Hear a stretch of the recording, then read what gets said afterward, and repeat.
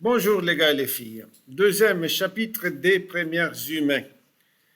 Le titre du chapitre, c'est Les grands chasseurs. D'accord? Parce que la chasse, c'était l'activité prépondérante de tous les humains qui nous ont précédés, ceux de notre espèce inclusivement. Tout d'abord, on va dire quelque chose sur le mode de vie. D'accord? Comment ils organisaient la vie, ces premiers humains. Or que pratiquement tous les premiers humains étaient nomades. C'est la caractéristique de tous les humains qui nous ont précédés. Les humains se sont stabilisés, sédentarisés dans une époque relativement récente. Ça fait longtemps, mais par rapport à toutes ces millions d'années, c'est vraiment une époque récente. Donc, ils étaient nomades, ils se déplaçaient. Ils restaient une semaine, un mois, quelques mois, mais pas plus, et puis ils allaient ailleurs. Pour plusieurs choses, ou pour des changements climatiques, ou parce que ça changeait la saison, mais surtout parce qu'ils étaient à la recherche des ressources pour vivre de l'alimentation. Par exemple, s'ils pratiquaient la cueillette, si à un moment donné il n'y avait plus de fruits disponibles, ils s'étaient déplacés, ils allaient ailleurs. Une autre caractéristique des humains, c'est qu'ils sont omnivores. D'accord, qu'ils mangent autant de la viande que des végétaux. Une autre chose qu'on remarque souvent dans les humains, c'est le partage de la nourriture, qu'ils ont cette forme de solidarité. Comment ils se procuraient à manger? Alors que la première activité faite pour se procurer à manger, c'était la cueillette. Qu'est-ce que ça dit la cueillette? Qui est capable de me le dire? Elliot. C'est trouver de la nourriture dans la nature et l'agriculture. Oui, de la nourriture végétale, non? Ok, des fruits qui poussent spontanément. Je me souviens quand j'avais votre âge, j'allais dans des sentiers à la campagne, il nous arrivait de trouver des mours. Vous savez, c'est quoi des mours qui poussaient tout naturellement? On les prenait, on les mangeait, d'accord? Là où j'étais enfant, il y avait des arbres, des figues qui étaient à côté des rues, n'appartenaient à personne. On faisait la cueillette. Évidemment, nous, on le faisait par plaisir. Par contre, les premiers humains, la cueillette, c'était une façon normale de se procurer à manger. Qu'est-ce qu'ils cueillaient? Bon, si on y pensait bien, c'était les mêmes aliments qu'on mange encore aujourd'hui. Des fruits, des grains, des graines, des noix, des tubercules. Qu'est-ce que c'est un tubercule qu'on mange, qu'on a dans nos tables constamment? Ilias? C'est des racines des plantes. Un exemple facile? La betterave. Ok, la betterave. Une autre encore plus populaire est la patate. Ils mangeaient des racines. Qui d'entre vous a déjà mangé des racines?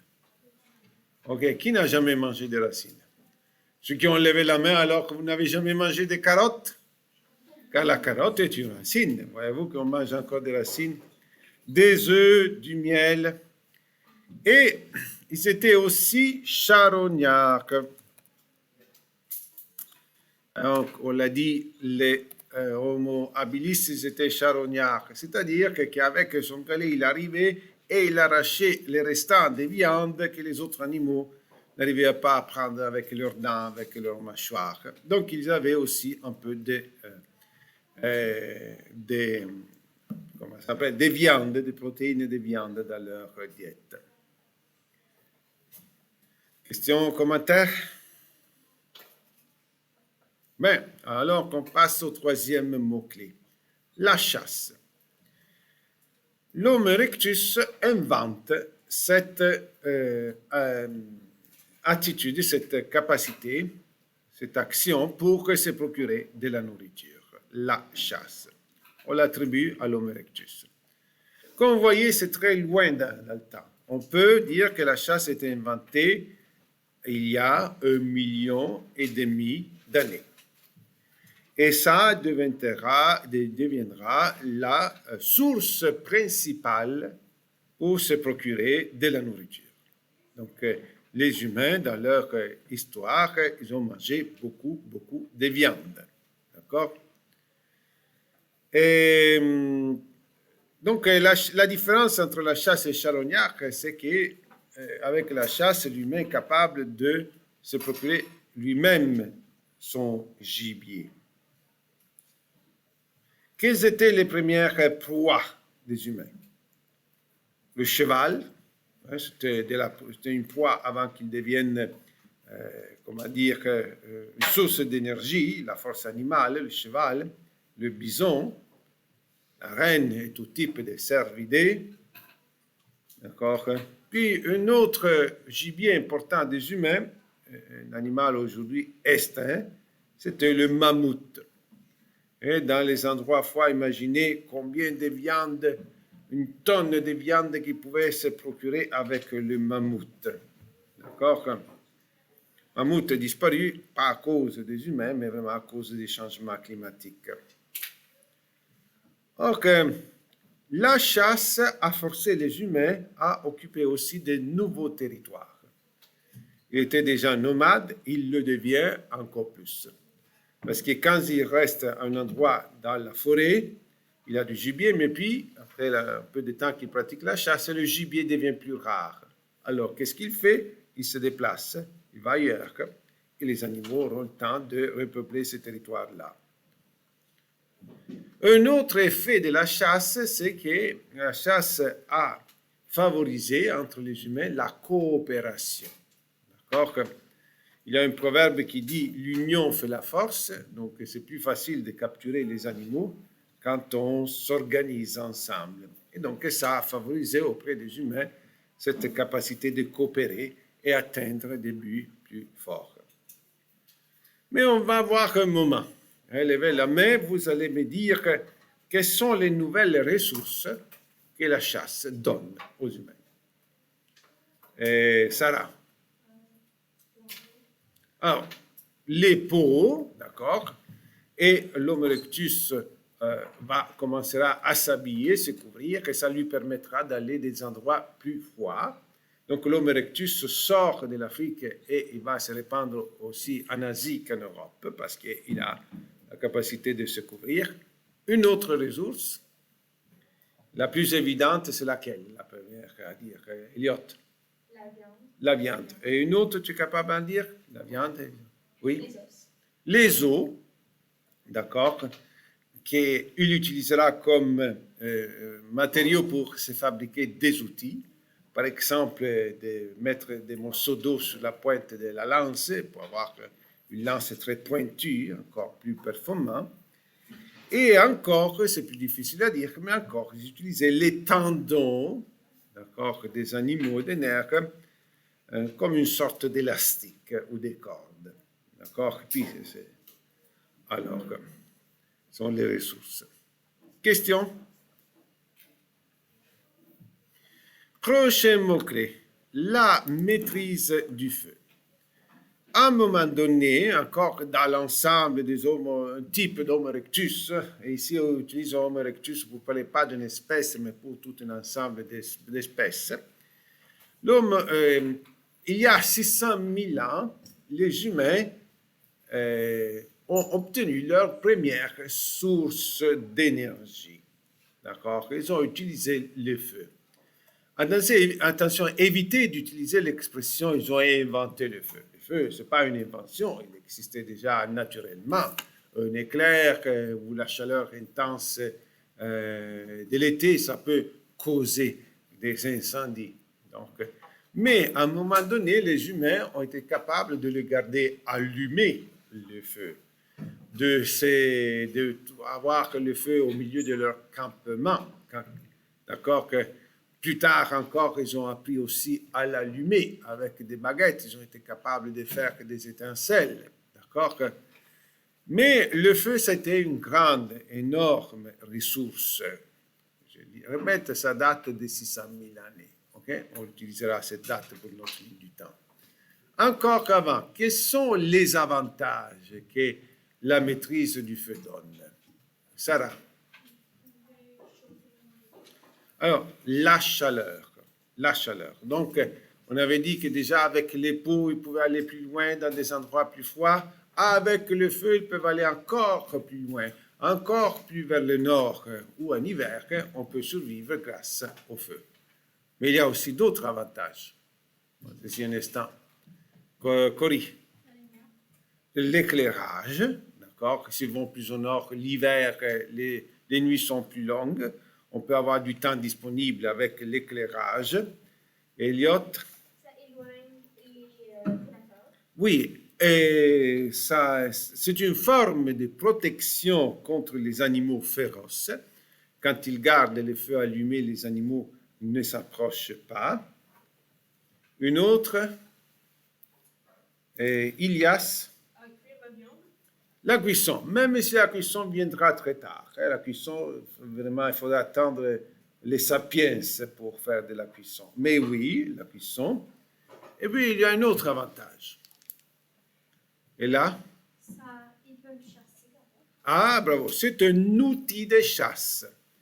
Certains chasseurs, avec des cris et avec des torches, étaient capables de coincer les animaux là où ils avaient fait des pièges. D'accord? Et alors que c'est aussi un outil de chasse. Alors, comme vous voyez, les avantages du feu sont plusieurs. Questions, commentaires avant que j'avance?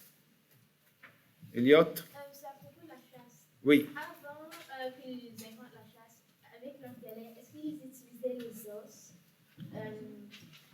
avant qu'ils commencent à Ben, je ne saurais pas te dire. J'avoue, là, je sais des choses, mais ce n'est pas tout.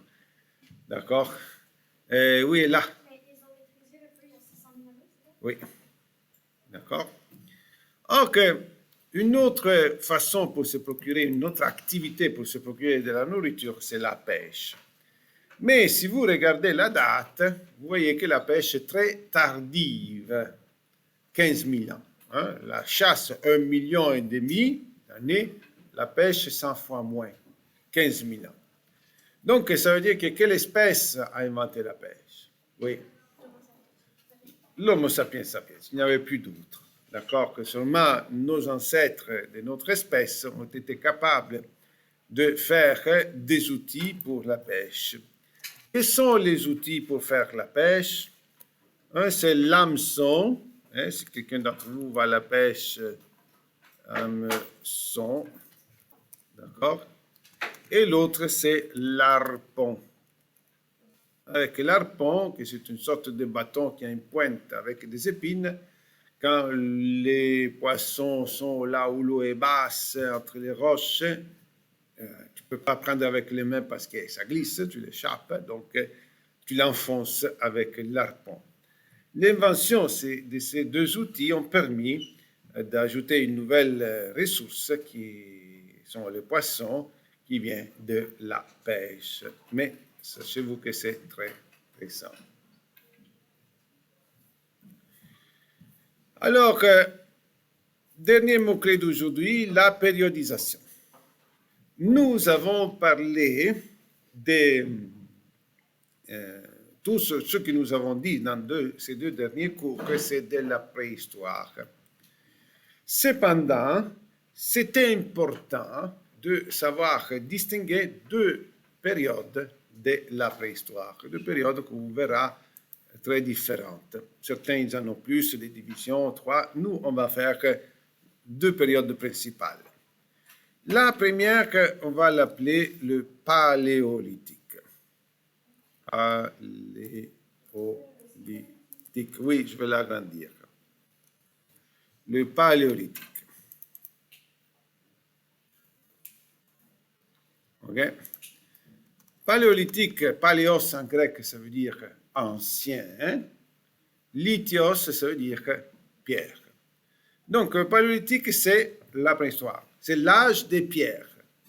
Car la pierre était le matériau principal de construction des outils. On dit âge des pierres parce que les outils étaient faits en pierre. Oui, un peu d'os, un peu d'autres matériaux, mais presque tous en pierre.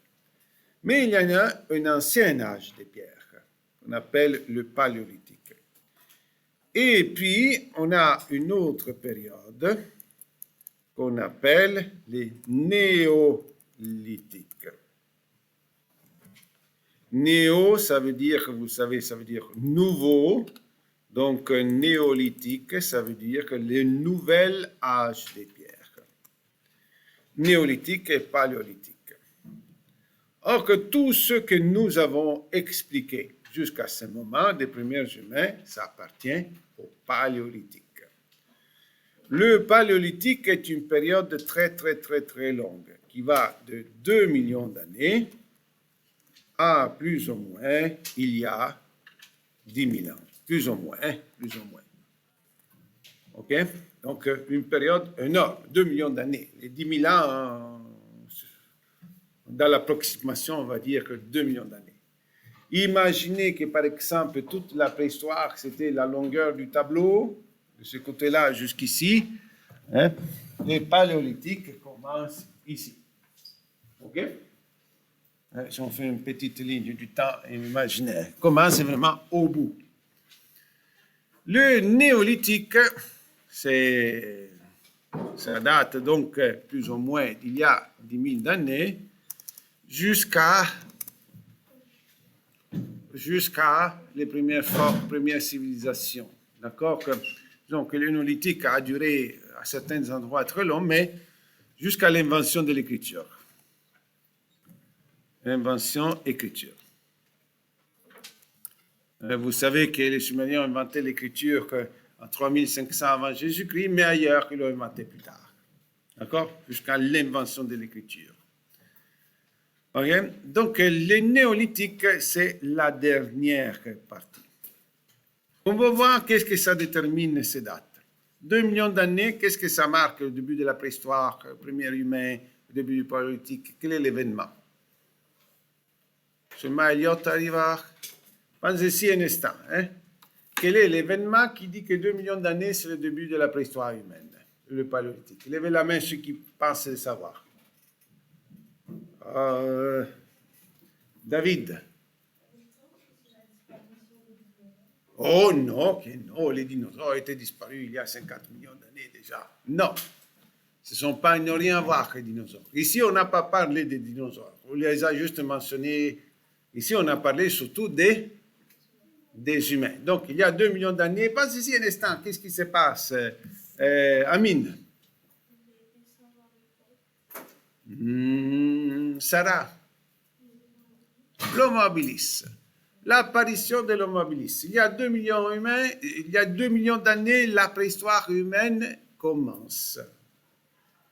Avec l'Homo habilis, lui qui a cette créativité, lui qui invente l'outil, lui qui a les galets.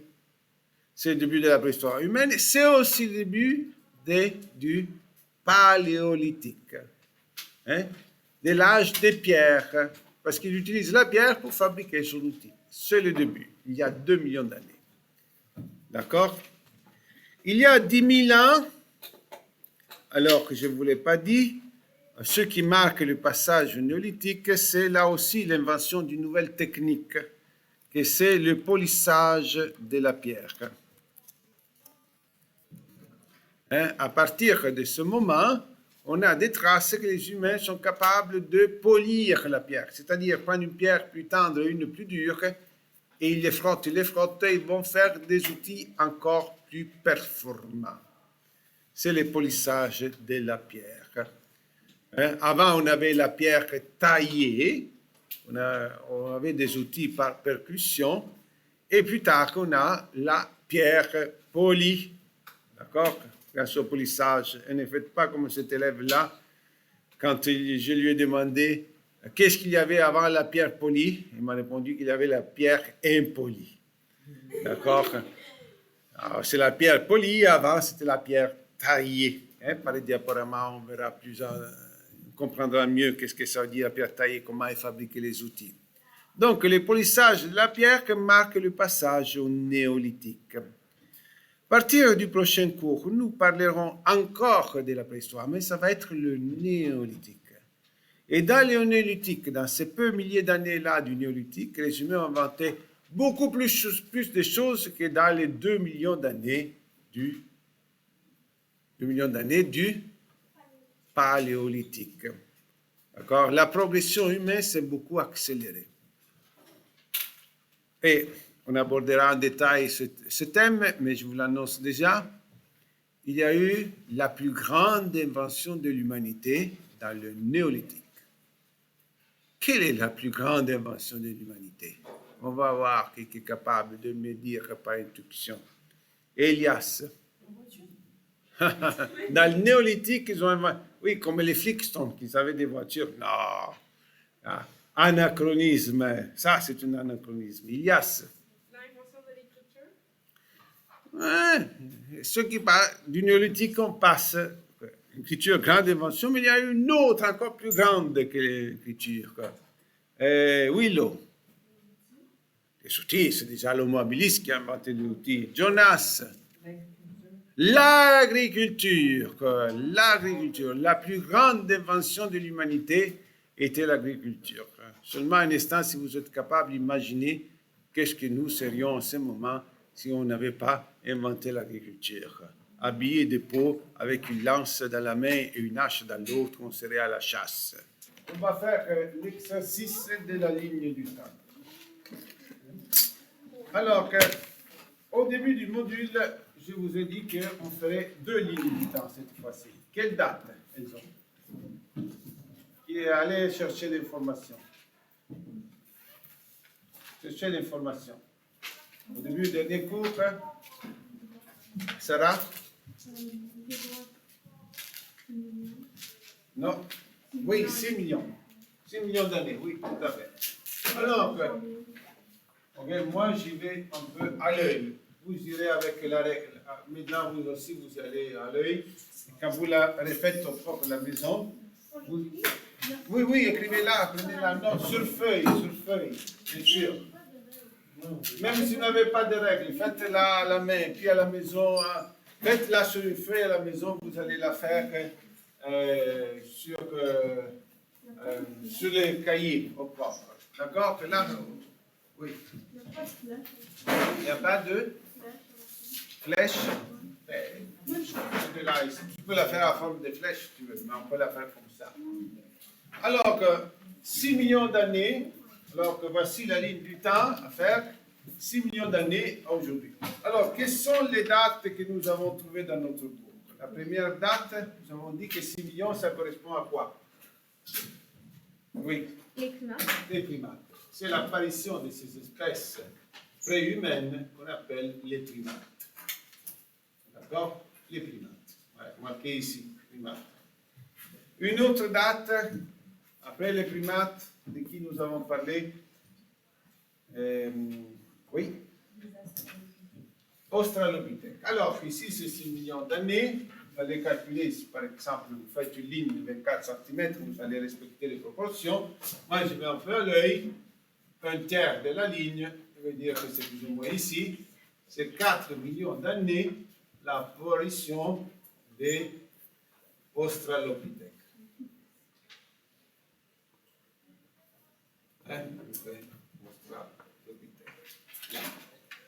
Ok? 4 millions d'années. Puis, quel est l'autre événement que nous avons cité? Les premiers humains en 2020. Les premiers humains, donc encore un tiers de la ligne. Au moins ici. Je vais à l'œil, vous irez dans le propre avec la règle.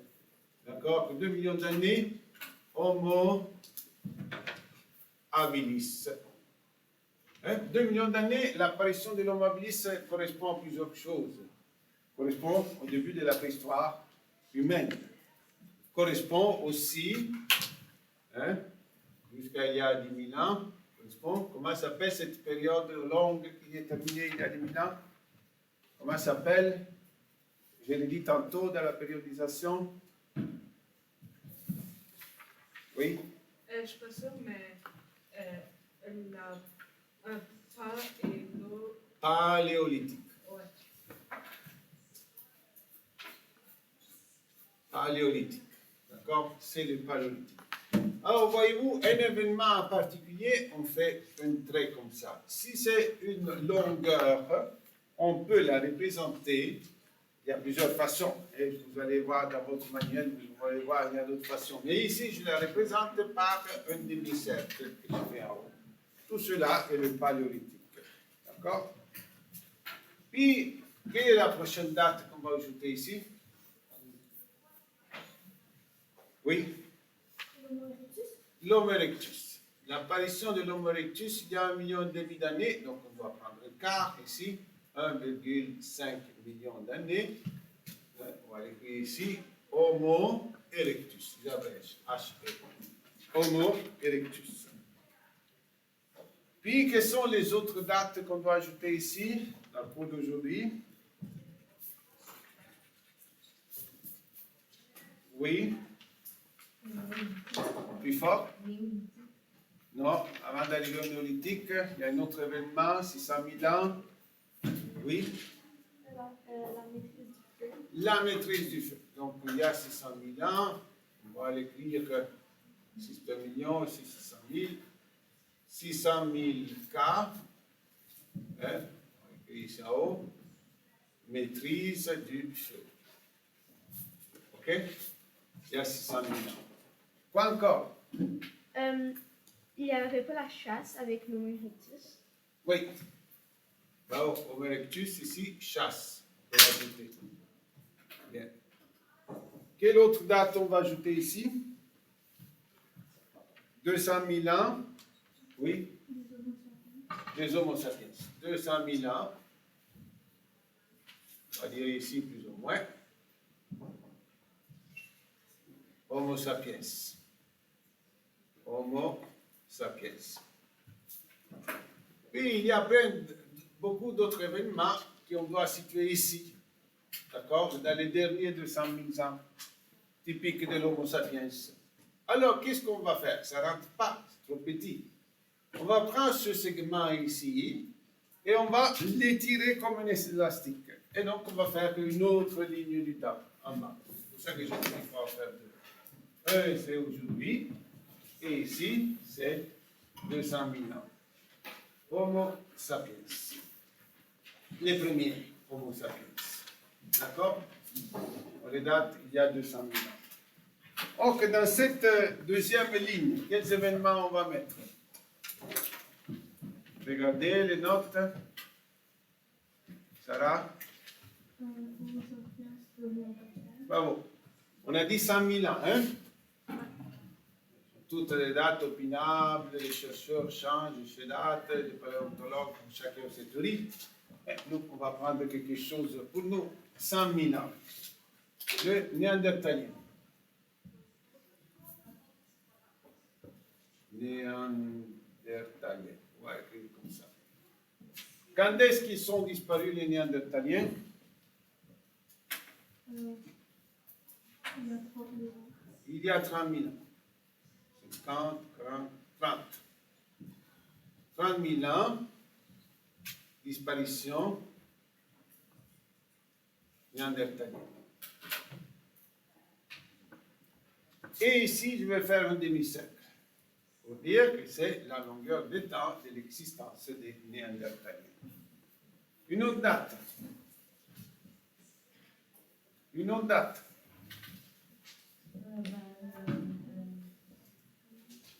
Il y a 40 000 ans. Avant la pêche, il y a 40 000 ans. Qui est apparu en Europe? Homo sapiens, sapiens, comment on l'appelle? Cro-Magnon. D'accord? Il y a 40 000 ans. Ici, on pourrait faire que les petits signes comme ça. Cohabitation. Les deux espèces se sont côtoyées, se sont rencontrées. D'accord? Ils se sont parlé, ils se sont changés des outils.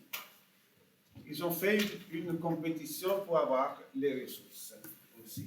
D'accord? Un autre événement qu'on peut ajouter ici? Oui? 15 000 ans la pêche, ici.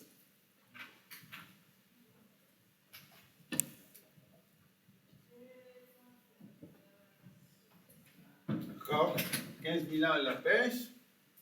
Et puis, si on va 10, 12 000 ans, d'accord, attendez, faites-moi dire que Oui, il y a 10 000 ans.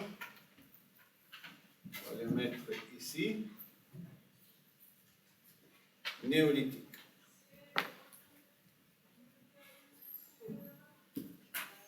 Début du néolithique. OK? Est-ce qu'il y a d'autres dates que j'ai oubliées? Oui. L'agriculture? L'agriculture, on l'a à peine mentionné. D'accord? On abordera plus en détail l'agriculture à partir du prochain module. D'accord? Mais si vous voulez, vous pouvez le mettre. Ça, c'était il y a 10 000 ans.